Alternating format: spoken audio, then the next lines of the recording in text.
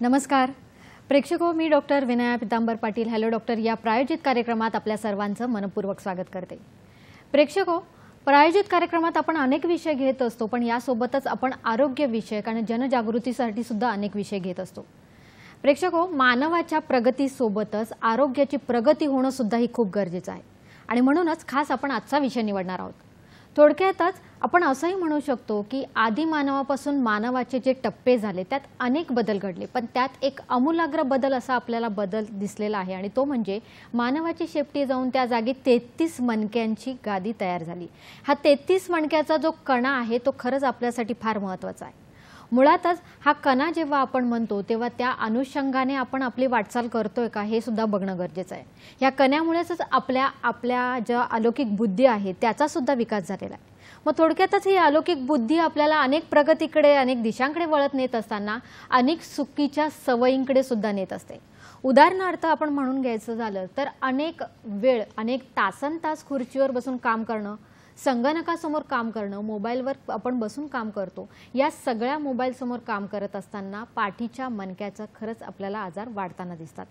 मुळातच चुकीच्या जडणघडणीमुळे सुद्धा पाठीच्या मणक्यावर जेव्हा ओझं वाढतं तेव्हा अनेक आजार हे आपसुकच येताना दिसतात।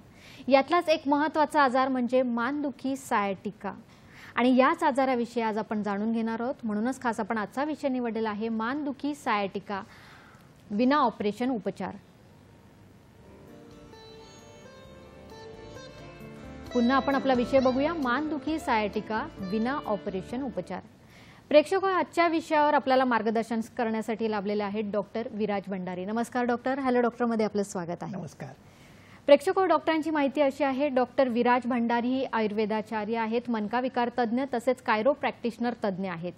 डॉक्टर हे आयुर्वेदा, कायरोप्रॅक्टिस, ऑस्टिओपॅथिक मेथड्स तसेच manual therapy, spine adjustment, structural integration, मर्म थेरपी यांचे परदेशात प्रशिक्षण सुद्धा डॉक्टरांनी घेतले आहे। एकूणच 22 पद्धतींचा एकत्रित उपचार करून डॉक्टर या आधुनिक युगातील आधुनिक डॉक्टर ठरलेले आहेत। केरळपासून महाराष्ट्रातील हाडवैद्य ते Poland, Europe, America, China, England, Australia या ठिकाणी मणक्याच्या विकारांचे आधुनिक उपचार पद्धतीचे प्रशिक्षण डॉक्टरांनी घेतलेले आहेत। परदेशात संशोधन तसेच एव्हिडन्स बेस्ड प्रॅक्टिस वर करणारे जे तज्ञ आहेत अशा डॉक्टरांसोबत सुद्धा डॉक्टरांनी प्रॅक्टिस केलेली आहे। विशेष करून म्हणजे मणक्याचे सर्व आजार, disc bulge, degenerative spine, cervical pain, lumbar pain, herniated slip disc, 10 मिनिटांपेक्षा जास्त चालता न येणे, पाय जड होणे, बधीर होणे, मुंग्या येणे, चक्कर येणे यासारख्या अनेक आजारांवर डॉक्टरांनी परदेशातील तसेच प्राचीन भारतातील उपचार पद्धतीचा संगम केला आहे। विशेष म्हणजे डॉक्टर भंडारी स्पाइन टेक्निकमुळे आत्तापर्यंत 10,000हून जास्त मणक्याच्या विकार असलेल्या रुग्णांना डॉक्टरांनी विना ऑपरेशन यशस्वीरित्या बरे केलेले आहेत। चला तर मग कार्यक्रमाला सुरुवात करूया। डॉक्टर, पुन्हा एकदा तुमचे खूप स्वागत। डॉक्टर, आज आपण जो विषय घेतलेला आहे मानदुखी सायटिका आणि त्यापुढे आपण म्हणतो की विना ऑपरेशन उपचार। बरोबर।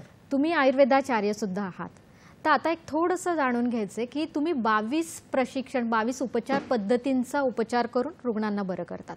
बरोबर। तर आयुर्वेदाकडून ही जी वाटचाल आहे ही तुमची कशी काय घडली? लहानपणापासून मी आयुर्वेद शास्त्रात पहिल्या दिवसापासून BMS ला फर्स्ट इयरला असताना जमदग्नी सरांकडे काम केलं, त्याच्यानंतर इतर बऱ्याच वैद्यांकडे काम केलं आणि ते काम करत असताना मेळ सिद्धांत, आयुर्वेदिक संहिता आणि त्याचं वारंवार वाचन करणं, त्या वाचनानंतर प्रत्येक येणाऱ्या रुग्णाचं साध्य, असाध्य, कष्टसाध्य, याप्य, प्रत्याख्य हे सगळे प्रकार बघत असताना एक विचार मनात आला की आपण जे देतोय, कोणतीही चिकित्सा देतोय ती अपुनर्भव चिकित्सा पाहिजे। की एकदा रुग्णाला ट्रीटमेंट दिल्यानंतर ती ट्रीटमेंट जी आहे ती योग्यरित्या पेशंटला देणं आणि तो आजार परत न होणं, किंवा बऱ्याच वेळा आपण बघतो की आज ॲलोपॅथी सायन्स जे आहे त्यामध्ये सिम्पटम वरती ट्रीटमेंट दिली जाते, रूट कॉज वरती कोणी बघतच नाही. कारण ते कारण कोणतं आहे जे हे फक्त आयुर्वेद शास्त्रामध्येच हेतू, लिंग आणि औषध हे सांगितलेलं आहे.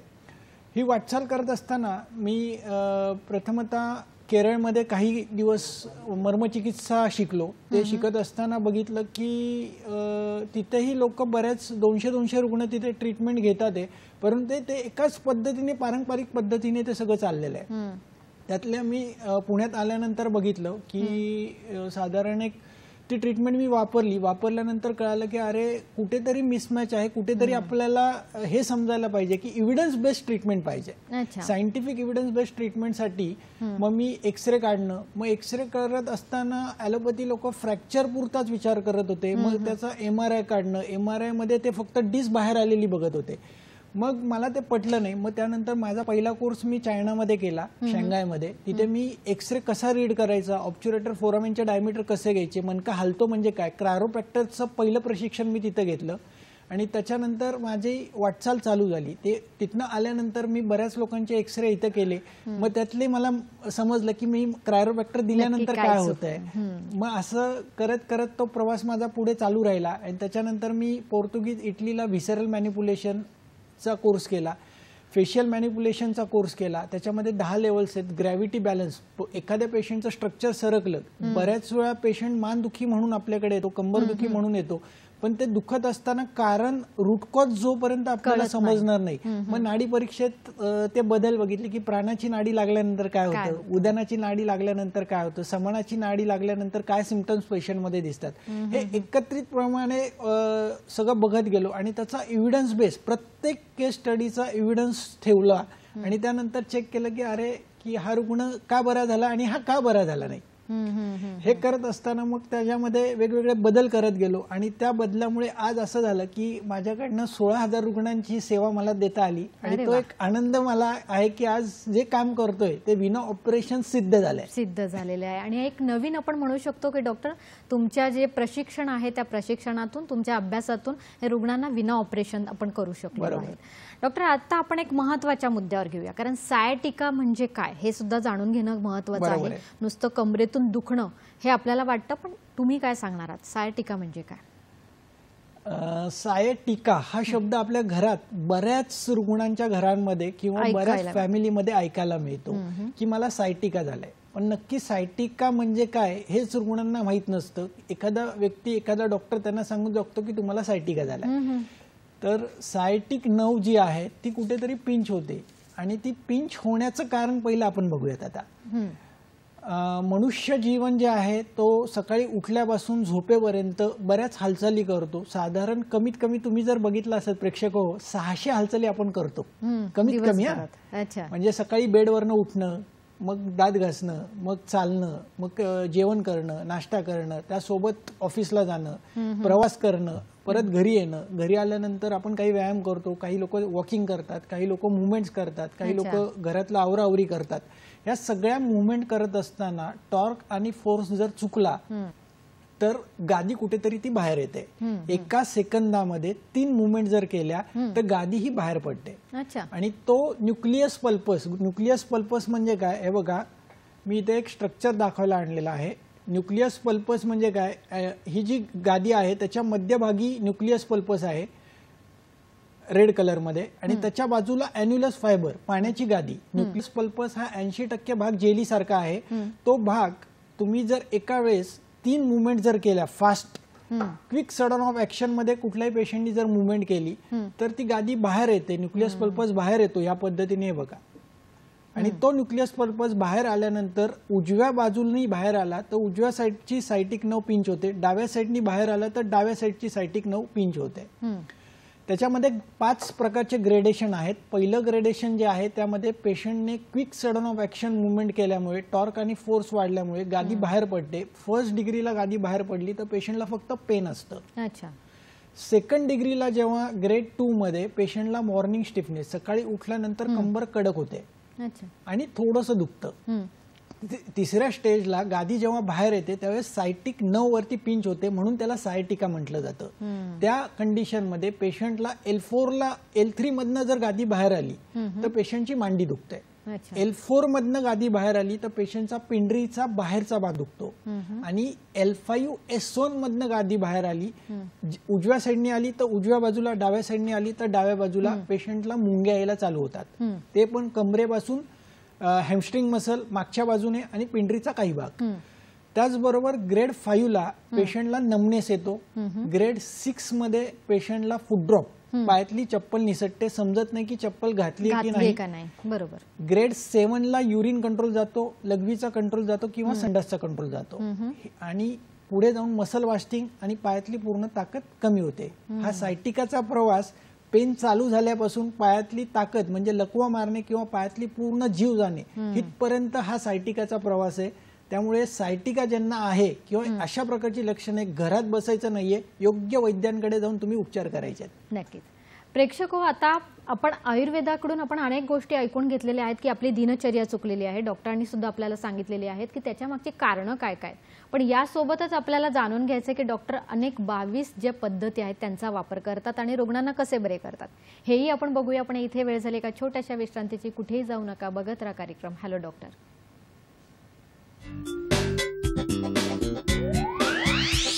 मानदुखी, कंबरदुखी, स्लिप डिस्क, सायटिका, चकती सरकणे, हातापायाला मुंग्या येणे, नस दबणे, बधीर होणे, चक्कर येणे, 5 मिनिटांपेक्षा जास्त चालता न येणे यासाठी अमेरिका, इंग्लंड येथील आधुनिक कायरोप्रॅक्टर मर्म थेरपी. अत्यंत फास्ट रिकव्हरीसाठी doctor Bhandari Ayurveda spine clinic. महिन्यातून एकदा फक्त 4 तासांचे उपचार. अधिक माहितीसाठी doctor Bhandari spine clinic YouTube पहा. संपर्क 70 20 38 41 88. 7020384188. मानदुखी, कंबरदुखी, स्लिप डिस्क, सायटिका, चकती सरकणे, हातापायाला मुंग्या येणे, नस दबणे, बधीर होणे, चक्कर येणे, 5 मिनिटांपेक्षा जास्त चालता न येणे यासाठी अमेरिका, इंग्लंड येथील आधुनिक कायरोप्रॅक्टर मर्म थेरपी. अत्यंत फास्ट रिकव्हरीसाठी doctor Bhandari Ayurveda spine clinic. महिन्यातून एकदा फक्त 4 तासांचे उपचार. अधिक माहितीसाठी doctor Bhandari spine clinic YouTube पहा. संपर्क 70 20 38 41 88. 7020384188.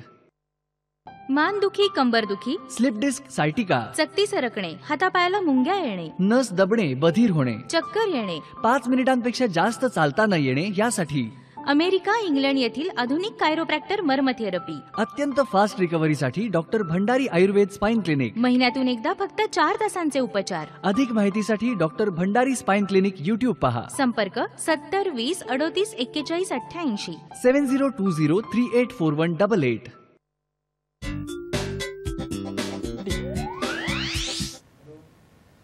ब्रेक नंतर प्रेक्षको तुमचं पुन्हा एकदा स्वागत. डॉक्टर विराज भंडारी आपल्यासोबत आहेत. मानदुखी, सायटिका, विना ऑपरेशन उपचार यावर डॉक्टर आपल्याला मार्गदर्शन करतात. प्रेक्षको, सायटिक जी नर्व असते ती जर दाबली गेली आणि ती अनेक कारणांनी दाबली जाते, त्यामुळे डॉक्टर तुम्ही छान सांगितलं की अगदी दुखण्यापासून ते आपले पायातली चप्पल हरवेपर्यंत पायातले जे स्नायू आहेत ते कमी होतात. हा खूप छान प्रवास सांगितला तुम्ही. पण मुळातच हा आजार येतो कसा, कारणं काय काय त्याची, अजून काय सांगणार आहात? एक लक्षात घ्या, आयुर्वेदाच्या दृष्टीने जर आपण बघितलं तर पहिलं कारण आहे आहार, दुसरं कारण आहे विहार आणि तिसरं कारण आहे आपलं मन. बर. आहारामध्ये एकदा जेवतो तो योगी, 2 वेळा जेवतो तो भोगी आणि 3 वेळा जेवतो तो रोगी. काही लोकांना सतत अर्धा 1 तासाने काहीतरी खायची सवय असते आणि त्यातनं आमाजीर्ण होतं, आम तयार होतो, न साचलेलं अन्न आठवड्यात तसंच्या तसं पडून राहतं आणि ते अन्न संधिवाताला किंवा त्रिकसंधिशूल पाठीच्या आजूबाजूचे भोवतालचे जे मसल्स आहेत ते कडक करून टाकतं, सुजवतं आणि त्याने सायटिक नर्व पिंच होते. दुसरा प्रकार आहे तो म्हणजे धातुशयजन्य. धातुशयजन्य म्हणजे ज्या लोकांना सतत काबड कष्ट करायची सवय आहे आणि अति साहस, जे लोक अति खेळ खेळतात, अति पळणं, अति रनिंग करणं, अति पोती उचलणं, अति वेट लिफ्टिंग करणं, सध्या जिम मध्ये जाऊन जो प्रकार चाललाय ह्याच्यामुळे पण बऱ्याच वेळा सायटिक नर्वचं कारण हे एक मोठं घडतं. त्याचबरोबर आपण जे विहार म्हणतोय की आपण सकाळी उठल्यापासून रात्री झोपेपर्यंत ज्या काही हालचाली करतोय ते करत असताना एका वेळ सेकंदामध्ये 3 मुवमेंट करू नका अजिबात. दुसरी गोष्ट प्रामुख्याने जी आहे 1 तास बसल्यानंतर कंपल्सरी उठायचं आहे, 3 ते 4 मिनिटं चालायचं आहे आणि त्यानंतर परत जागेवरती बसायचं. जे लोक ऑफिसमध्ये काम करतात आहे, जे लोक उभं राहून काम करतात ते 45 मिनिटानंतर कंपल्सरी 5 ते 10 मिनिटं बसा, परत 45 मिनिटं उभे राहा. म्हणजे डिस्क ही खाली खाली येणार नाही आणि जेणेकरून त्यातलं वॉटर कंटेंट जो आहे तो तसाच राहील. बऱ्याच वेळा खूप 10 तास उभं राहणं, 12 तास उभं राहणं, यातनं डिजनरेटिव्ह चेंजेस होतात, स्कॅमर्स नोट तयार होतात आणि त्यातनं गादी बाहेर येते. तिसरं कारण मी तुम्हाला जे म्हटलं ते मन. मना करारे प्रसन्न सर्व सिद्धीचे हे कारण. आज प्रत्येक माणूस जो पळतोय ते एक आहे, त्याला माहितच नाही की आपलं एम काय, आपलं गोल काय, आपण कशासाठी करतोय, कशासाठी पळतोय हेच माहित नाहीये. प्रत्येकाची व्याख्या आहे व्हिटॅमिन एम पाहिजे भरपूर प्रमाणात. बरोबर. आणि त्या व्हिटॅमिन एम म्हणजे पैसे. त्या पैशाच्या मागे लोक सतत पळतात आणि त्यांनी एक तर त्याच्यात सुख पण नाहीये. म्हणजे मी बघितलंय की ज्याच्या घरी BMW मर्सिडीज आहे तो पण सुखी नाहीये आणि ज्याच्या घरात काही नाहीये तो पण सुखी नाहीये, कारण त्याला समाधानच नाहीये. मन प्रसन्न पाहिजे. प्रत्येक गोष्टीमध्ये आपण जे काही करतोय ते आतमधल्या भावनेने, विचार, शरीराने पेशंट बरा झाला पाहिजे, विचाराने पेशंट बरा झाला पाहिजे आणि भावना पाहिजे की मला बरं व्हायचं आहे. हे 3 जर फॅक्टर त्या रुग्णामध्ये आले तर रुग्ण हा नक्की 100% बरा होतो. पण मन प्रसन्न राहण्यासाठी स्ट्रेस, इमोशन तुम्हाला जेवढं झेपतंय, कारण बऱ्याच वेळा असं होतं की मला करायचं होतं, अभिनय करायचा आहे पण मी काम करतोय आज टॅलीमध्ये किंवा अकाउंटंटचं काम करतोय, हा जो मिसबॅलन्स मनामध्ये चाललाय, हे उदाहरण म्हणून सांगितलंय. असं बऱ्याच रुग्णांमध्ये करायचं असतं एक, मन असतं एकाकडे पण करतात ते दुसऱ्या गोष्टी आणि त्या मन स्ट्रेस खाली काम करणं. सतत आज बऱ्याच कंपन्यांमध्ये मोठमोठ्या प्रमाणात प्रेशराइज काम केलं जातं आणि ते काम केल्यामुळे मन त्यांचं सगळं अप्पर ट्रॅपेझियस मसल्स, ग्लूट्सचे मसल हे सगळे कडक होतात आणि तिथनं सायटिकाचा त्रास होतो. म्हणून 3 फॅक्टर महत्वाचे आहेत, आहार, विहार आणि मन. अगदी उत्तम डॉक्टर तुम्ही सांगितलेलं आहे आणि हे सगळ्या आजारांचं त्रिसूत्री आहे.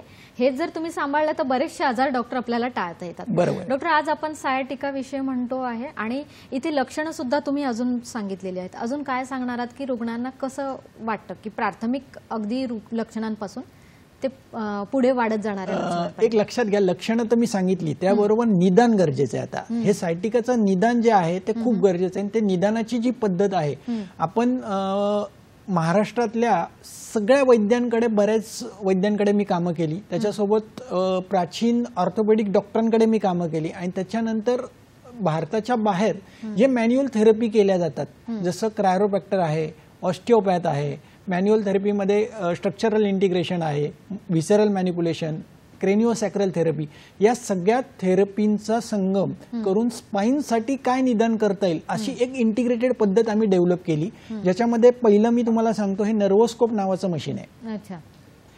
नर्वोस्कोप नावाचं जे मशीन आहे ते पहिल्या मणक्यापासून, मानेच्या पहिल्या मणक्यापासून लावलं जातं, ते माकड हाडापर्यंत आम्ही चेक करतो. त्याच्यामध्ये बेसिकली उजव्या साईडला जर काटा गेला तर उजव्या साईडचे 9 रूट इन्फ्लाम आहेत, डाव्या साईडला गेला तर डाव्या साईडचे 9 रूट इन्फ्लाम आहेत. हे सगळं आम्ही नर्वोस्कोप नावाच्या मशीनने चेक करतो. त्याच्यानंतर पेशंटची नाडी परीक्षा केली जाते. त्याच्यामध्ये पेशंटचा प्राण, उदान, समान, अपान, व्यान जे दोष सांगितलेत ते समस्थितीत आहेत का, वाढलेत का, कमी झालेत, त्याच्याबरोबर धातू, रस, रक्त, मांस, मेद, अस्थि, मज्जा, शुक्र हे किती प्रमाणात बिघडलेले आहेत आणि त्याचं शरीरामध्ये काय आहे हे एक गणित मांडलं जातं आयुर्वेदिक सिद्धांतावरती. तिसरी परीक्षा केली जाते, पेशंट कसा उभा आहे, पेशंट कसा बसलाय, पेशंटच्या मुवमेंट कशा आहेत. पेशंट उभा असताना, जे प्रेक्षक लोक आज टीव्ही बघतात तुम्ही उभे राहा, डोळे बंद करा आणि फील करा की तुमची शरीरयष्टी कशी आहे. पेशंट कुठे झुकतोय, तुमचं शरीर ऑटोमॅटिक झुकतंय का, कुठे का स्थिर राहतंय, हे सगळं आम्ही तपासतो. त्याच्याबरोबर जिलेट टेस्ट केली जाते की फॅसेट कुठला क्लोज आहे, कुठला ओपन आहे. त्यासोबत मसल टेस्टिंग, फेशिया टेस्टिंग हे सगळं करून एक कस्टमाइज निदान केलं जातं ॲक्युरेट, की नक्की पेशंटला त्रास कशामुळे, ऑर्गन इम्बॅलन्समुळे आहे का, मसल इम्बॅलन्समुळे आहे का, फेशिया कुठेतरी मिसबॅलन्स आहे का, ॲक्युरेट बोन हा मिसअलाइन आहे. ह्याचं वैयक्तिक एक कस्टमाइज निदान केलं जातं आणि त्याने एक ट्रीटमेंट आम्ही त्याचा प्लॅन करतो. असं ही निदानाची पद्धत आहे आणि या सगळ्या गोष्टी 10 वर्षामध्ये इंटिग्रेट करून इतक्या सोप्या गोष्टी बनवल्यात. त्याच्यानंतर एक्सरे बघितले जातात, MRI चेक केला जातो की MRI मधनं गादी किती MM बाहेर आहे, एपिकॅनॉल डायमीटर किती आहे, एक्सरे मध्ये नक्की वर्टेब्रल सेगमेंट शिफ्ट झालंय, टिल्ड झालंय, पुढे गेलंय, मागे गेलंय, हे ॲक्युरेट बघितलं जातं आणि त्यानुसार ट्रीटमेंट प्लॅन हा आखला जातो. नक्कीच डॉक्टर भंडारी विराज भंडारी सरांकडे हेच आहे की त्यांचं अचूक निदान आणि अचूक उपचार याद्वारेच रुग्णांना हे योग्य उपचार मिळून ते रुग्ण लवकर बरे होतात. डॉक्टर, तुम्ही आता आपण बघितलं की निदान किती उत्तम प्रकारे केलं जातं, ते उपचाराकडे वळूया, पण तत्पूर्वी तुम्ही एखादा असा अनुभव सांगणार आहात का की त्यामुळे रुग्ण अगदी लवकर बरा झालेला आहे? नक्कीच. माझ्याकडे एक महिला 28 वर्षाची आली होती की जिचे 2 वेळा ऑपरेशन हे झालेलं होतं. डिस्क सायटिक नर्व पिन झाली आणि त्यातनं गादी बाहेर आली आणि गादी बाहेर आल्यामुळे 2 वेळा ऑपरेट करून लॅमिनेक्टॉमी केली होती चांगल्या हॉस्पिटलमध्ये आणि परंतु परत तो त्रास होऊन तशाच तसा ती वाकडे होऊन माझ्याकडे आली होती. एक लक्षात घ्या, गादी जेव्हा बाहेर येते, डिस्क सक्ती जेव्हा बाहेर येते तेव्हा शरीर हे वाकडं होणं हे नॉर्मल आहे. त्यावेळेस ती आली त्यावेळेस तिला चालता येत नव्हतं, पायातनं झरा झरा मुंग्या येत होत्या, 10 मिनिटापेक्षाही उभा राहता येत नव्हतं आणि चालता येत नव्हतं. त्या रुग्णांना आम्ही इंटिग्रेटेड निदान केलं की हा आजार जो आहे तो तिच्या लिव्हरमुळे झालेला आहे, लिव्हर इम्बॅलन्समुळे. मग मी लिव्हरची ट्रीटमेंट, त्यासोबत क्रायोप्रॅक्टर, त्यासोबत स्ट्रक्चर इंटिग्रेशन आणि मर्मथेरपी असं एकत्रित ट्रीटमेंट महिन्यातनं 1 दिवस दिली. 3.5-4 तासाचे उपचार हे केले गेले. साधारण 5 ते 6 महिन्यामध्ये तिचं पूर्ण स्ट्रक्चर हे सरळ झालं आणि आता तिला 3 मुलं झाली आहेत, कुठलाही आजार नाहीये. अरे वा, खूप छान असा अनुभव डॉक्टर तुम्ही सांगितलं. डॉक्टर, आपल्याला एक फोन आलेला आहे. राहुल गुरव बोलतायत आपल्याशी पुणे इथून. नमस्कार राहुलजी. हॅलो. नमस्कार. नमस्कार मॅडम. नमस्कार राहुलजी, प्रश्न विचारा आपला. मॅडम, माझ्या पायाची नस झाली होती, रक्त पुरवठा बंद झाला होता. कुठल्या पायाची नस? उजव्या? डाव्या. अच्छा, हा. आणि वय काय आहे तुमचं? माझं वय आता 45. बरं. दुसरा आजार आहे का तुम्हाला, बीपी शुगरचा? बीपी आहे माझा. बरं. आणि हे किती दिवसापासून तुम्हाला असं वाटतंय की नस बंद झाली किंवा मुंग्या येत आहेत? मॅडम, कसं झालं, माझं पहिल्यांदा म्हणजे मला खुब्याचं नस बंद झाली, त्यामुळे रक्तपुरवठा झाला. रक्तपुरवठा बंद झाला त्याच्यामुळे माझ्या खुब्याला गॅस पडले, त्यामुळे मला खुब्याचं ऑपरेशन सांगितलं डॉक्टरांनी. तर मी उजव्या पायाच्या खुब्याचं ऑपरेशन केलेलं आहे. अच्छा. डाव्या पायाचं केलेलं नव्हतं. बरं. तर त्याच्यामुळे मला लकवा मारलेला आहे. सर, हे MRI मध्ये आहे का तुम्ही सोनोग्राफी मध्ये तुम्ही चेक केलेलं आहे? सोनोग्राफी मध्ये चेक केलेलं आहे. सोनोग्राफी. याचा पहिला MRI करणं गरजेचं आहे, पहिली गोष्ट. आणि मणक्याचा MRI करून त्याचं डायग्नोसिस होणं गरजेचं आहे की हे व्हेनस प्रॉब्लेम आहे का नर्वस सिस्टीमचा प्रॉब्लेम आहे. हे जोपर्यंत डायग्नोस होणार नाही, तुम्ही एक व्हेनस आर्टरीचं USG करणं गरजेचं आहे आणि त्याबरोबर MRI ही करणं गरजेचं आहे. कारण ते निदान जोपर्यंत तुमचं ॲक्युरेट होणार नाही तोपर्यंत समजणार नाही नक्की तो त्रास तुम्हाला व्हेनसमुळे आहे का न्यूरोलॉजिकल आहे. हे त्या केसमध्ये बघणं खूप गरजेचं आहे. नक्कीच. बऱ्याच वेळा हे मिसडायग्नोस होतं. मी आता इतक्यात तोच म्हणणार होते की हा जो डायग्नोसिसचा नॉर्मली आपण सोनोग्राफी करतो किंवा MRI केलं जातं आणि त्याला वरवर बघितलं जातं, आपण म्हणू शकतो की त्याच आपण प्राधान्याने बघितलं जातं आणि तसेच उपचार मिळतात. डॉक्टर, बऱ्याच रुग्णांमध्ये आपण म्हणू शकतो की MRI सांगितला जातो, त्यांचं अगदी मानेमध्ये किंवा C667 मध्ये तुमच्या नसा दाबलेल्या आहेत असं सांगतात. बरोबर. तर यामागे कारणं काय काय असतात आणि उपचार कसे दिले जातात? मानदुखीचं पहिलं कारण जे आहे ते म्हणजे पोश्चर, सतत एका जागेवर खूप वेळ बसणं, कॉम्प्युटरचा वापर जास्त करणं, लॅपटॉपचा वापर जास्त करणं, मोबाईल चुकीच्या पद्धतीने वापरणं. सध्या बघा, भारतामध्ये मोबाईलचं वाढतं प्रमाण झालंय आणि त्याच्यामुळे उत्पन्न होणारी मानदुखी प्रचंड प्रमाणात वाढत चालली आहे. लहान मुलांमध्ये पण ते प्रमाणात वाढताना दिसत आहे. त्याचबरोबर डोक्यावरती ओझी उचलणारी शेतकरी मंडळी, माझे जे बंधू आहेत, ते बऱ्याच वेळा चुकीच्या पद्धतीने डोक्यावरती हेवी वेट उचलतात आणि त्यातनं उत्पन्न झालेली कॉम्प्रेशनल मानदुखी. बरोबर. तिसरा प्रकार जो आहे मी फॅक्टरीमध्ये बघितलाय, चाकण भोसरी साईडला ज्या फॅक्टरीज आहेत त्याच्यामध्ये बऱ्याच वेळा काही मशीनचे पार्ट बनवले जातात, ते उचलून डाव्या बाजूला ठेवले जातात. चुकीची मुवमेंट बऱ्याच वेळा त्यामध्ये केली जाते. मी त्या फॅक्टरीच्या मालकांना भेटून त्या संदर्भात सांगितलं की ही मुवमेंट तुम्ही चुकीचे जे पोश्चर वापरलं जाते कामगारांचं, कारण एकाच फॅक्टरीमध्ये 30-30 लोकांची मानदुखी होती. तर तो एक फक्त आम्ही एक बदल त्यामध्ये केला आणि ती मानदुखी त्यांची सगळ्या लोकांची फक्त पोश्चरल मानदुखी जी होती ती कमी झाली. त्यामुळे मानदुखीचं चौथं कारण जे आहे ते म्हणजे इमोशन्स. अप्पर ट्रॅपेझियस मसल जे आहेत ते कडक होण्याचं कारण आहे तुमच्यावरती ओझं असणं, मानसिक ताण, मानसिक ओझं असणं, प्रेशर, ओझंच म्हणूया सतत प्रेशर. म्हणजे माझ्या घरी जर 40 लोक जेवायला येणार आहेत त्यावेळेस बघा बऱ्याच बायकांना मानदुखीचा त्रास काही काळापुरता होतो आणि माझ्या मदतीला कोणतरी आहे त्यावेळेस तो ताण त्यांचा कमी होतो. तर हे एक कारण प्रामुख्याने आहे. आणि जेव्हा गादी बाहेर येणं, एखादा झटका बसणं, विस्प्लाश डिसीज ज्याला म्हणतो आपण, त्या स्लीप डिस होणं, स्टिनोसिस होणं किंवा लॉस ऑफ लॉर्डोसिस होणं, या गोष्टीमुळे ही मान दुखायला सुरुवात होते. नक्कीच. प्रेक्षक हो, अनेक गोष्टी आपल्याला जाणून घ्यायच्या आहेत. बऱ्याच वेळेला पोटऱ्यांमध्ये किंवा पायांमध्ये गोळे येतात, तर असं का होत असेल आणि हे बरं कधी होणार आहे? मुंग्या येतात तर ह्या सुद्धा काय येणार आहे? आणि ते येताच जातात, मग त्याकडे दुर्लक्ष करणं गरजेचं आहे का? कधी ह्या सगळ्या पद्धतींचा उपचार घ्यायचा? या सगळ्यांवर डॉक्टर आपल्याला मार्गदर्शन करणार आहेत. पण इथे वेळ झाली एका छोट्याशा विश्रांतीची. कुठेही जाऊ नका, बघत राहा कार्यक्रम हॅलो डॉक्टर.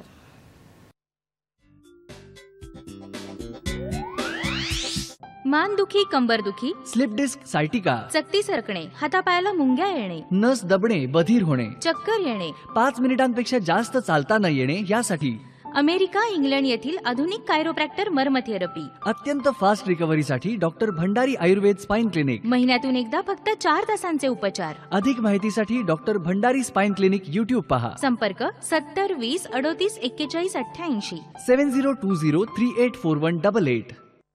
मानदुखी, कंबरदुखी, स्लिप डिस्क, सायटिका, चकती सरकणे, हातापायाला मुंग्या येणे, नस दबणे, बधीर होणे, चक्कर येणे, 5 मिनिटांपेक्षा जास्त चालता न येणे, यासाठी अमेरिका, इंग्लंड येथील आधुनिक कायरोप्रॅक्टर मर्म थेरपी. अत्यंत फास्ट रिकव्हरीसाठी doctor Bhandari Ayurveda spine clinic. महिन्यातून एकदा फक्त 4 तासांचे उपचार. अधिक माहितीसाठी doctor Bhandari spine clinic YouTube पहा. संपर्क 70 20 38 41 88. 7020384188. ब्रेकनंतर प्रेक्षको तुमचं पुन्हा एकदा स्वागत. डॉक्टर विराज भंडारी आपल्यासोबत आहेत. मानदुखी, सायाटिका, विना ऑपरेशन उपचार थेरपी यावर डॉक्टर आपल्याला मार्गदर्शन करतात. प्रेक्षको, आपण जेव्हा जाणून घेतोय की हे सगळे आजार कसे आहेत, कशा आपल्यापर्यंत येतात आणि त्याच्यावर उपचार कसे यशस्वीरित्या दिले जातील, पण खास डॉक्टर विराज भंडारी या सरांचं टेक्निक, निदान आणि अचूक उपचार यासाठी डॉक्टर खास फेमस आहेत. तर डॉक्टर काय सांगणार आहात की तुम्ही जेव्हा एवढे प्रशिक्षण घेतलेले आहेत, 22 पद्धतींचा उपचार करून रुग्णांना लवकरात लवकर बरं केले जातात, तर ही उपचार पद्धती नक्की कशी असते? डॉक्टर भंडारी स्पाइन टेक्निक मी याला म्हणतो कारण मी ही विकसित केलेली पद्धत आहे. याच्यामध्ये वेगवेगळ्या प्रकारच्या उपचार पद्धतीचा वापर केला जातो, संगम केला जातो. पेशंटचं मी मगाशी तुम्हाला म्हटलं की आपण ॲक्युरेट डायग्नोसिस करतो, निदान करतो, निदान केल्यानंतर ठरवतो की कोणत्या कोणत्या ट्रीटमेंट रुग्णाला द्यायच्यात. हे सर्व झाल्यानंतर महिन्यातनं एकच दिवस पेशंटला ट्रीटमेंट दिली जाते. अच्छा, महिन्यातनं एकच दिवस 3.5 तासाचे उपचार केले जातात, ज्याच्यामध्ये पेशंटला पहिली ट्रीटमेंट जी आहे ती म्हणजे क्रायरोप्रॅक्टर. क्रायरोप्रॅक्टरमध्ये जे काही बोन मिसअलाइन झालेत, समजा मानेचा मणका C4 C5 राईट साईडला पोस्टिरियरली मागे आलाय, लॅटरली बाहेर आलाय, त्याला विशिष्ट प्रकारच्या गन्स आमच्या दवाखान्यात आहेत, त्याला ॲडजस्टर म्हटलं जातं, ड्रॉप टेबल म्हटलं जातं. त्याच्यावरती पेशंटला झोपवलं जातं आणि त्याने थ्रस्ट दिला जातो. जो बोन मिसअलाइन झालाय त्याला परत अलाइन केलं जातं. ही एकदम सुंदर टेक्निक. फक्त ह्याचं एकच आहे, ॲक्युरसी पाहिजे डायग्नोसिसमध्ये की नक्की कोणता व्हर्टेब्रल सेगमेंट तुम्हाला मिसअलाइन आहे आणि कोणतं सेगमेंट बसवायचं आहे. योग्य स्क्रूमध्ये योग्य बोल्ट टाकला तरच तो पॅक होणार आहे. अन्यथा नुसते कुठल्याही प्रकारचे मणके मोडून तसं मिसअलाइन ते निघत नाही. त्यामुळे गॉन्स्टेड क्रायरोप्रॅक्टर जे आहेत ते लोक म्हणतात की यू हॅव टू डायग्नोज सबलेक्सेशन. सबलेक्सेशन म्हणजे कोणता मणका नक्की सरकलाय तो ओळखा आणि त्याला थ्रस्ट द्या, त्याला परत जागेवर बसवा, भविष्यात तो त्रास परत होणार नाही. अरे वा, म्हणजे ही जी उपचार पद्धती ही एकदमच उत्तम आहे. त्याच्यानंतर दुसरी ट्रीटमेंट आहे ती म्हणजे फेशियल मॅनिप्युलेशन. फेशियल मॅनिप्युलेशन जेव्हा बोन मिसअलाइन होतो त्याच्यासोबत तो फेशिया तुमचे मसल्स सगळे मिसअलाइन करतो आणि त्या मसल्सला बारीक केलं जातं किंवा मोठं केलं जातं. मसल बारीक होतात किंवा मसल मोठ्या होतात. किंवा पेशंट बघा, तुम्ही एखाद्या मणक्याचा पेशंट जर बघितला, कमरेचा किंवा मानदुखीचा, मान तिरकी झालेली असते, कमरेचा भाग तिरका झालेला असतो, मणका पुढे मागे गेल्यामुळे कंबर तिरकी होते. हे सगळं जे आहे त्याच्यामध्ये फेशियल मॅनिप्युलेशनच्या 10 लेवल्स आहेत. त्या प्रत्येक लेवल्स प्रत्येक महिन्यामध्ये पेशंटला वापरल्या जातात. त्याच्यामध्ये पहिली लेवल जी आहे ती ब्रेथ बॅलन्स, शरीरातलं पूर्ण ब्रेथसाठी लागणारे जेवढे मसल्स आहेत त्याचं बॅलन्सिंग केलं जातं. हे का सर गरजेचं पडतं? ते बेसिकली काय होतं, एक लक्षात घ्या, पेशंटचा जेव्हा मणका हलतो त्यावेळेस त्याचा श्वास ऑटोमॅटिक कमी होतो. श्वास घ्यायलाही पेशंटला समजत नाही की मला श्वास कमी आहे हे समजत नाही. ज्यावेळेस पेशंटला आम्ही पहिला श्वास घ्या आणि नंतरचा श्वास सांगतो तेव्हा पेशंट सांगतो अरे मी हा श्वास खूप दिवसानंतर इझी श्वास घेतोय, कारण ते मसल कॉन्ट्रॅक्ट होतातच. सेकंड सेशनमध्ये त्यांचं फूड बॅलन्स केलं जातं. थर्ड सेशनला लॅटरल बॉडी बॅलन्स केली जाते. चौथ्या सेशनमध्ये त्यांचे कोर आतमधले मसल्स, पाचव्या सेशनला पुढची बॉडी, सहाव्या सेशनला सगळे मागचे मसल्स बॅलन्स केले जातात, सातव्या सेशनला हेड आणि नेक बॅलन्स. असं साधारण 7 ते 8 ट्रीटमेंट आपण एका रुग्णामध्ये देतो. त्याच्यामध्ये तिसरी ट्रीटमेंट जी आहे ती व्हिसरल मॅनिप्युलेशन. जर पेशंटचे ऑर्गन इम्बॅलन्स आहेत जसं लिव्हर, किडनीज, लिव्हर आणि राईट किडनी हे उजवा पाय किंवा उजवी मान दुखायला कारणीभूत आहे. अच्छा. लेफ्ट साईडची किडनी आणि स्प्लीन हे डाव्या साईडचे मसल्स टायटन होतात आणि डाव्या साईडची कंबर दुखायला लागते, सायटिक नर्व. त्याचबरोबर अप्पर ट्रॅपेझियस मसल म्हणजे स्प्लीन आणि प्लुरा, लंग्स, हृदय हे कारणीभूत आहे मान दुखायला, कारण ते त्याच्या जवळचे ऑर्गन आहेत. तर हे व्हिसरल मॅनिप्युलेशन मध्ये लिगामेंट जे टाईट झालेत, लिव्हर, किडनी, स्प्लीन, पॅनक्रियास, स्टमक, याचे लिगामेंट आपण रिलीज करतो. प्रायमरी ऑर्गन कुठला मिस आलाय हे चेक केलं जातं. पेशंटच्या डोक्यावरती हात ठेवला जातो आणि जनरल लिस्निंग केलं जातं की नक्की कुठला ऑर्गन हा मिस आलाय नाही. त्याच्या पुढची ट्रीटमेंट आहे म्हणजे वर्मचिकित्सा, मर्मचिकित्सा. जे काही 107 मर्म पॉइंट आले आहेत त्याला ऍक्टिव्हेट करून त्या मसलला रिलीज केलं जातं. मर्मचिकित्सेमध्ये सगळी बॅड एनर्जी बाहेर जाते, गुड एनर्जी आतमध्ये येते आणि पेशंट इज हॅपी. डॉक्टर मला पाय इझी वाटतो चालायला, माझी मान इझी वळते. म्हणजे पेशंट स्वतःहून सांगतात की मी डॉक्टर आता खूप वेळ चालू लागलो. आफ्टर दॅट सेम डे हा फरक पेशंटला दिसतो. अच्छा, म्हणजे लगेच तात्काळ आपल्याला ते उपचार दिसतात. डॉक्टर एक थोडंसं मध्ये थांबवते तुम्हाला, आपल्याला एक फोन आलेला आहे. अनिता चांदोरकर बोलतायत आपल्याशी चंद्रपूर इथून. नमस्कार अनिताजी. हा नमस्कार मॅडम. बोला. हॅलो, बोला अनिताजी, आपला प्रश्न विचारा. सर मला नाही का खूप मानेचा आणि कमरेचा त्रास आहे. बर. आणि मी खूप हॉस्पिटलमध्ये गेली आहे. बर. आणि पण मला तेवढा काही आराम पडत नाही. जे मी गोळ्या खाते सरांच्या तेवढे दिवस मला आराम पडते आणि नंतर जशाला तसंच होते. माऊली, ह्याचं क्लिनिकल असेसमेंट करणं, डायग्नोज करणं की हा त्रास नक्की कशामुळे होतोय. बऱ्याच वेळा काय होतं की आपण पेन किलर खातात, पेन किलरने तुम्हाला फक्त 1-2 तास 8 तास तुम्ही फक्त आता जे काही होतंय त्याच्यावरती उपचार करताय तुमच्या दुखण्यावरती, पण मेन रूट कॉज काय, नक्की तो आजार तुम्हाला कशामुळे होतोय. तो आजार तुमच्या ऑर्गनमुळे आहे, फेशियामुळे आहे, मसलमुळे आहे का कोणते तरी व्हर्टेब्रल सेगमेंट हे मिसअलाइन आहे. हे पहिलं आपण एक्सरे तुम्ही काढायचा आहे. एक्सरे काढून त्याला क्लिनिकली चेक करून घ्यायचं आहे आणि त्याच्यावर योग्य उपचार घ्यायचे. नक्कीच हा आजार तुमचा बरा होणार आहे, काळजी करू नका.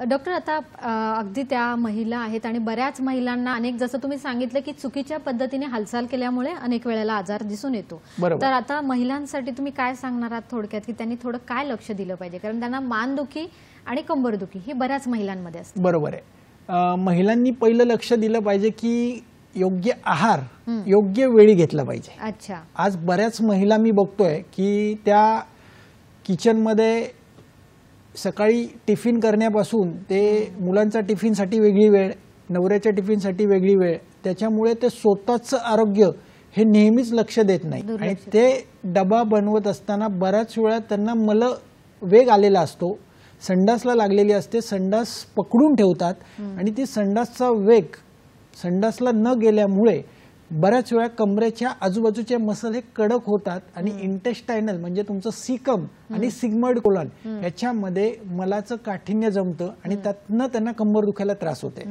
दुसरं, पौष्टिक आहार न घेणं. बऱ्याच वेळा ते नवऱ्याला चांगला डबा बनवून देतात पण ते उरलेला शिरलेला शिळं अन्नच खातात. त्यांना, त्या भगिनींना, त्या माऊलींना नम्र विनंती आहे, ते चपाती तुम्ही गायींना, पशु पक्ष्यांना खाऊ घाला आणि रोज ताजं अन्न, रोज 2 खारीक. आपल्या भारतातल्या प्रत्येक बाईने, प्रत्येक माऊलीने 2 खारका सकाळी भिजवायच्यात, 2 खारका रात्री खायच्यात, 2 खारका रात्री भिजवायच्यात, 2 खारका त्या सकाळी खायच्यात. हे कंपल्सरी गरजेचं आहे, कारण कॅल्शियम आणि व्हिटॅमिन हे तुमच्या अन्नातनं तयार झालं पाहिजे, ना की तुम्ही नुसतं कॅल्शियमच्या आणि व्हिटॅमिनच्या गोळ्या घेतल्या म्हणजे तुमच्या मनाने फक्त बरे होता, शरीराने बरे होत नाही आहात तुम्ही. अगदी बरोबर. डॉक्टर अजून काय सांगणार आहात? थोडं आहाराकडे येते, कारण अजून काय असे घरगुती तुम्ही टिप्स सांगणार आहात ज्यामुळे कॅल्शियम वाढू शकतं किंवा आपण म्हणू शकतो B12 ची डेफिशियन्सी सुद्धा वाढू शकते? पहिली गोष्ट आहे, सगळ्यांनी सकाळी 10 वाजता जेवण केलं पाहिजे, संध्याकाळचं जेवण हे 6 ला पाहिजे. अच्छा. मधुर प्रायः आश्रियात, गोड पदार्थ जेवणाच्या सुरुवातीला कंपल्सरी खाल्ले पाहिजेत. गोड पदार्थ जेवणाच्या सुरुवातीला, मग त्यामध्ये काय खायचं? कोळ्याची बर्फी असेल तर खावे, असेल तर नाही, खाल्लेच पाहिजे. अच्छा. एक लक्षात घ्या, मधुर प्राय आश्रियात. आज उदान जो तयार होतोय तो तुमच्या गोड पदार्थामुळे होतोय. तुमचा जर उदानच शरीरात तयार नाही झाला तर तुमची क्रियाच होणार नाही. अच्छा. त्यासाठी गोड पदार्थामध्ये काय? कोळ्याची बर्फी, खोबऱ्याचे लाडू किंवा खोबऱ्याची बर्फी. 3 फळं कमीत कमी जेवणाच्या सुरुवातीला खावा. फळं शेवटी खाऊ नका. जे लोक शेवटी खातात ते त्यांनी ऐका माझं. फळं ही मधुर विपाकी आहेत, गोड आहेत, ती जेवणाच्या सुरुवातीला खाल्ली पाहिजेत. त्याच्यानंतर तुम्ही कंपल्सरी तुम्हाला पालेभाज्या आठवड्यातला 1 दिवस, फळभाज्या आठवड्यातनं 7 दिवस, कडधान्य आठवड्यातनं 1 दिवस खायचेत. 2 ते 3 चपात्या, भाकरी खात असेल तर भाकरी.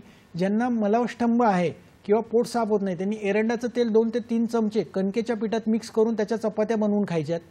त्यासोबत हळीवाचा लाडू खायचा आहे कंपल्सरी. त्याच्यानंतर जेवणाच्या मध्यभाग जाऊ म्हणजे तुमच्या 2 चपात्या खाऊन झाल्यात, पालेभाजी फळभाजी खाऊन झाली, त्यानंतर कंपल्सरी 2 चमचे आवळ्याची चटणी, 2 चमचे चिंचेची चटणी, आम्ल पदार्थ पोटात गेले पाहिजे आणि ते भोजनाच्या मध्ये पाहिजे. ताक प्यायचं असेल भोजनाच्या मध्ये अर्धा ग्लास ताक प्या. त्याच्यानंतर तुम्ही जेवणाच्या शेवटच्या टप्प्यामध्ये येतात त्यावेळेस तुम्ही वरण भात खाणार आहात आणि वरण भात खाल्ल्यानंतर एक मिरचीचा तुकडा, कडू तिखट तुरट रस हे जेवणाच्या शेवटी खावेत असं आयुर्वेदशास्त्र सांगतं. एक लसणाची पाकळी शेवटी खायची आहे. असं जेवण तुम्ही जर रोज ताटात वाढून जेवण करताना मोबाईल बंद, जेवण करताना गप्पा बंद. अन्न हे परब्रह्म आहे, तुम्ही तुमच्या शरीरासाठी खाताय, त्यातनं एनर्जी चांगली निर्माण झाली पाहिजे आणि ती सात्विक एनर्जी पाहिजे. अन्न बनवताना तुमची घरची माऊली जी आहे तिने व्हॉट्सअपची गाणी लावली आहेत, ढंगढिंगाणा ऐकते आणि तशा प्रकारचं अन्न केलं बनवलं आणि ते पोटात गेल्यानंतर ते जेंट्स लोक सगळे ढंगढिंगाणा घरी करतात. त्यामुळे अन्न हे सात्विकच पाहिजे, बनवणारी माऊली सात्विक पाहिजे, खाणारा माणूस सात्विक पाहिजे. अन्न खात असताना विचार न करता अन्न चावून मांडी घालून खाली बसून खाल्लं पाहिजे. सोप्यावर बसून अन्न खायची पद्धत नाहीये. आज मी लहान मुलं बघतोय, अजीर्ण प्रकार वाढत चाललाय समाजामध्ये. त्याचं कारण आहे मोबाईल लावला जातो, ते इंस्टाग्रामच्या रील बघितल्या जातात, पोटात अन्न किती खातोय हे माहित नाही, भूक आहे का नाही माहित नाही, जंत वाटतात, पुढे जाऊन त्यांना शित्र किंवा मलावष्टंभ किंवा मानदुखी कंबरदुखी चालू होते. अगदी बरोबर. त्यासोबत योगा करणं. घरातल्या प्रत्येक माणसाने लहान मुलापासून ते मोठ्या माणसापर्यंत माझे युट्यूबला व्हिडिओ आहेत. Doctor Bhandari Monday program, doctor Bhandari Tuesday program, doctor Bhandari Wednesday program. तुमच्या घरातली जेवढी लोक आहात त्यांना घेऊन तुम्ही तो योगा 1 तासाचं सेशन आहे पूर्ण, तुम्ही ते घरातल्या प्रत्येक स्त्री मुलांना घेऊन ते योगा सेशन चालू करा. योगाने तुमचा मन विवेक जागृत होईल, बुद्धी जागृत होईल आणि तुमचे अवयव फ्लेक्झिबल होतील. नक्कीच. आणि त्यामुळे ते अवयव सुद्धा तितक्याच योग्य पद्धतीने तुमच्याकडे आहाराची अपेक्षा करतील.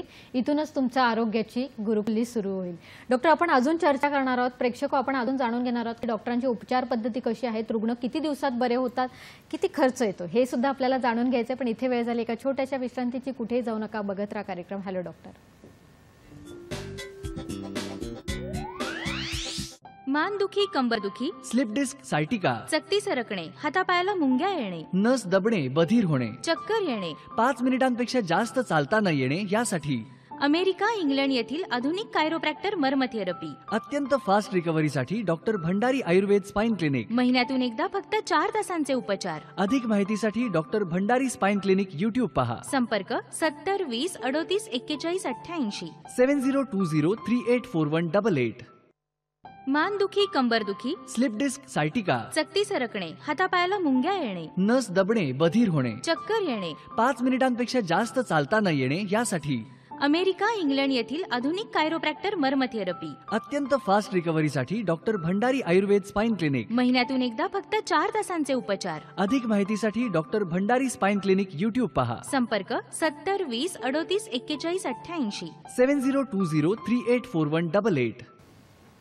मानदुखी, कंबरदुखी, स्लिप डिस्क, सायटिका, चकती सरकणे, हातापायाला मुंग्या येणे, नस दबणे, बधीर होणे, चक्कर येणे, 5 मिनिटांपेक्षा जास्त चालता न येणे यासाठी अमेरिका इंग्लंड येथील आधुनिक कायरोप्रॅक्टर मर्म थेरपी. अत्यंत फास्ट रिकव्हरीसाठी doctor Bhandari Ayurveda spine clinic. महिन्यातून एकदा फक्त 4 तासांचे उपचार. अधिक माहितीसाठी doctor Bhandari spine clinic YouTube पहा. संपर्क 70 20 38 41 88. 7020384188.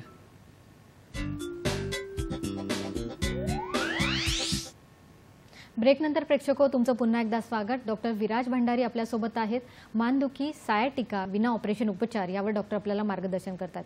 डॉक्टर, तुम्ही काय सांगणार आहात की अजून कुठले खास उपचार दिले जातात जेणेकरून रुग्ण लवकरात लवकर बरा होऊ शकतो? बेसिकली मॅन्युअल थेरपी ज्या आहेत त्या पेशंटला हात लावून पेशंटची भावना, पेशंटचं सात्विक, राजसिक, तामसिक, एक लक्षात घ्या, मी जी ट्रीटमेंट देतो ती ट्रीटमेंट ही फक्त स्पाइन पुरती मर्यादित नाहीये. तर पेशंटला आयुर्वेदशास्त्राने मला पहिलं शिकवलं की पेशंटला 4 गोष्टी दिल्या पाहिजेत: धर्म, अर्थ, काम, मोक्ष. अरे वा. मोक्ष मिळण्यासाठी मनुष्य जन्म आपल्याला मिळालाय. आनंद, आणि मोक्षाची व्याख्या म्हणजे काय? सतत आनंद राहणं आणि आनंदी असणं म्हणजे मोक्ष. जरी किती कुठली आपल्याला विपत्ती आली, आपत्ती आली, तरी आपण त्याला समजलं पाहिजे की माझं शरीर काय आहे, मी कसं आहे आणि मला त्यातनं कसं बाहेर पडायचं. नेहमी विपत्तीकडे आपण जास्त लक्ष देतो, मार्ग काढण्याकडे लक्ष कमी देतो. त्यामुळे या ट्रीटमेंट ज्या आहेत सगळ्या मॅन्युअली आहेत, फिलिंगच्या आहेत. तुम्ही जेवढं तुमच्या अंगावरती जेव्हा ट्रीटमेंट होते, महिन्यातनं एक दिवस तुम्ही पेशंट लोक येतात, महिन्यातनं एकच दिवस. माझ्याकडे आता दुबईतनं महिन्याला 10 ते 12 पेशंट आहेत. मुंबई, नाशिक, कोल्हापूर, औरंगाबाद, लातूर, चंद्रपूर, गडचिरोली, भारताच्या प्रत्येक टप्प्यामधनं पेशंट माझ्याकडे येतो. महिन्यातनं एकच दिवस ट्रीटमेंट असते. तर ह्या ट्रीटमेंट ज्या आहेत 3.5-4 तासामध्ये 12 ते 15 प्रकारचे उपचार केले जातात. आणि त्या उपचार करत असताना पेशंटला पहिल्या दिवशी फरक पडतो. ज्या ट्रीटमेंटला आम्ही घेतो, जे बरे होणार आहेत त्यांनाच ट्रीटमेंट दिली जाते. जे बरे होणार नाही त्याला कन्सल्टेशन मध्ये सांगितलं जातं की हे माझ्याकडे होत नाही, याच्यासाठी तुम्ही हे करा. बरोबर. म्हणजे असं नाहीये की मी करा, पहा, बघू असं होत नाही. कारण आजपर्यंत 15,000 रुग्ण झाल्यामुळे मला एक माझी आयडिया आलेली आहे की कुठला पेशंट माझा होणार आहे. त्यामुळे तेच पेशंट मी ट्रीटमेंटला देतो. आणि ज्यांचे स्लिप डिस्क आहे, डिस्क हर्निएशन आहे, पोट्रुजन आहे, ज्यांचे एपी कॅनोल 4 होते, ते कॅनोल एपी आम्ही 14 पर्यंत नेण्यात यशस्वी झाले. अरे वा. की जे रुग्ण 2 मिनिटंही चालत नव्हते, आज ते 6 किलोमीटर चालतात. ते बँकेचे काही लोक होते की जे एक आजी होत्या की त्या रिटायरमेंट जस्ट झाली, मुलाला भेटायला US ला गेल्या, येताना विमानातनं पडल्या. X1 ऑफिसर होत्या, त्यांनी आयुष्यात पूर्ण योगा, प्राणायाम सगळं काही केलेलं होतं, परंतु झटका बसला, क्विक सडन ऑफ झटक्यामुळे गादी बाहेर आली. त्यांना पहिल्या दिवशी स्वतःला उभंही राहता येत नव्हतं, बसताही येत नव्हतं. 6 ट्रीटमेंट नंतर त्यांचा युट्यूबला व्हिडिओ आहे, नक्की डॉक्टर भंडारी स्पाइन क्लिनिक युट्यूबला व्हिडिओ तुम्ही बघा. बऱ्याच रुग्णांचे मी अनुभव टाकलेले आहेत, तुम्ही जाऊन बघितलं तर तुम्हाला कळेल की ही एक मॅजिकल पद्धत आहे की जेणेकरून रुग्ण हा 100% बरा होण्यासाठी प्रयत्न केला जातो. आणि त्याच्याबरोबर आपण झूमवरती योगा घेतो. आठवड्यातले 3 दिवस सकाळी पेशंटचा 7:30 ते 7:30 मी स्वतः तो योगा घेतो. त्याच्यामध्ये योगा, ANSचं सेशन, ऑटोनॉमस नर्वस सिस्टीम, तुमचे मेंदूतले विचार आणि नर्वस सिस्टीम शिफ्ट करणारे काही भाव, विचार आणि त्याचे ब्रीदिंग पॅटर्न, त्याच्यासोबत तुमचे मुवमेंट्स पॅटर्न करून घेतले जातात. Movement exercise, BS movement exercise घेतले जातात. हे सगळ्या पद्धती ज्या आहेत त्या जर पेशंटनी स्वतःहून ते झूमचे सेशन केले, ट्रीटमेंट घेतली तर नक्कीच फायदा होणार आहे. त्याच्यासोबत रुग्णाला पहिलं मला शरीराने बरं व्हायचंय, मला विचाराने बरं व्हायचंय आणि मला भावनेने बरं व्हायचंय की मी बरा होणार आहे. अगदी बरोबर आहे. बऱ्याच वेळा रुग्णांची भावना अशी असते, आता मेलो, आता संपलं, आता माझं काही आयुष्य राहिलेलं नाही. मग त्या भावनेने माणूस आतमध्ये खंगत जातो. त्यामुळे आजपासून पहिला हसा, I love you my spine म्हणा. नक्कीच आज डॉक्टर. गुलाब तुमच्या घरात असेल तर तो गुलाब पहिला तुमच्या मनक्याला द्या. बरोबर आहे. आणि तो स्वतःचा आत्मविश्वास तुम्ही वाढवू शकता. डॉक्टर, आता पटकन येते, खर्च किती येऊ शकतो? साधारण एक 15,000 ते 21,900, 25,500 दोनच पॅकेजेस आम्ही आमच्याकडे ठेवलेले आहेत की ज्याच्यामध्ये सार्वजनिक ट्रीटमेंट दिली जाते. एक लक्षात घ्या, देताना ट्रीटमेंट कधी कधी 12 ट्रीटमेंट दिले जातात, कधी कधी 20-22 ट्रीटमेंट पर्यंत आपण देतो, त्यावेळेस खर्च तो काही वाढत नाही. दोनच पॅकेजेस आपल्याकडे आहेत, 21,900 आणि 25,500. त्यामध्ये 4.5 तासाची ट्रीटमेंट आणि एक 5.5 तासाची ट्रीटमेंट. त्याच्यामध्ये 12 ते 13 ट्रीटमेंट या दिल्या जातात. महिन्यातनं एकदाच पेशंटला यावं लागतं. साधारण 7 ट्रीटमेंटमध्ये पूर्ण गादी ही आत जाते. अरे वा सर, असं जरी म्हटलं की आपण बऱ्याच वेळेला दुसऱ्या पॅथींचे जे आहेत की त्यांची निदान उपचार करण्यामध्येच याच्याहून जास्त पैसा जातो आणि हे करूनही उपचार मिळत नाही. बरोबर आहे. आणि तुम्ही सार्वदेहिक म्हणतायत म्हणजे अगदी केसांपासून पायापर्यंतच्या सगळ्या अवयवांसाठी हे उपचार दिले जातात. बरोबर. डॉक्टर, आता अजून काय सांगणार आहात तुम्ही? अजून काय एखादा अनुभव सांगू शकता जेथे आपल्याला दिसून आलं की रुग्णाला ऑपरेशन सांगितलं आहे आणि ते ऑपरेशन आपण टाळू शकलेलो आहे? एक लक्षात घ्या, डिस हर्निएशन, डिस पोट्रुजन, जिथे गादी बाहेर आली आहे, रिट्रोलिस्थेसिस म्हणजे मनका मागे सरकला, तिथे ऑपरेशन 100 नाही लाख% टळतं. पण जिथे फॅसेट, एक लक्षात घ्या, प्रत्येक माणूस पूर्ण नाहीये. या जगात कुठलाही माणूस पूर्णत्वाला नाहीये. मलाही माझे इंडिकेशन माहिती आहेत, कॉन्ट्रा इंडिकेशन माहिती आहेत. कॉन्ट्रा इंडिकेशन म्हणजे ची केस माझ्याकडे होत नाही. ऑपरेशन ह्या स्टेजला टळतं की जिथे डिस हर्निएशन आहे. पण जिथे अँड्रोलिस्थेसिस झालाय, ग्रेड 2, 3, 4, मनका तुटून पुढे आला, स्टेबल नाहीये सेगमेंट, तिथे ऑपरेशनच करावं लागतं. तिथे पेशंटनी वेळ वाया घालू नका. बरेच लोक 3-3, 4-4, 6-6 महिने फिजिओथेरपी घेतात आणि नंतर कळतं की अरे पूर्ण पायातली ताकद गेली आहे. जिथे मनका तुटून पुढे गेलाय, ग्रेड 3 किंवा 4चं अँट्रोलिस्थेसिस आहे, तिथे ऑपरेशन करावं लागतं. एव्हीएन सारख्या केसेस, मगाशीच आपल्याला ते महाजन सरांचा फोन आला की एव्हीएनच्या केसेसमध्ये ऑपरेशनच करावं लागतं. जिथे ट्युमर आहे, कॅन्सर सारखी गाठ झालेली आहे मनक्यामध्ये, टीबी झालेला आहे, तिथे ऑपरेशनच करावं लागतं. एक लक्षात घ्या, मॅन्युअल थेरपी या फक्त डिस हर्निएशन, डिस पोट्रुजन, जिथे चकत्या बाहेर आल्यात, मुंग्या येतात, ते पाय जड होतोय, बधीर होतोय, याच अवस्थेत मॅन्युअल थेरपीचा उपयोग 100% होतो. नक्कीच.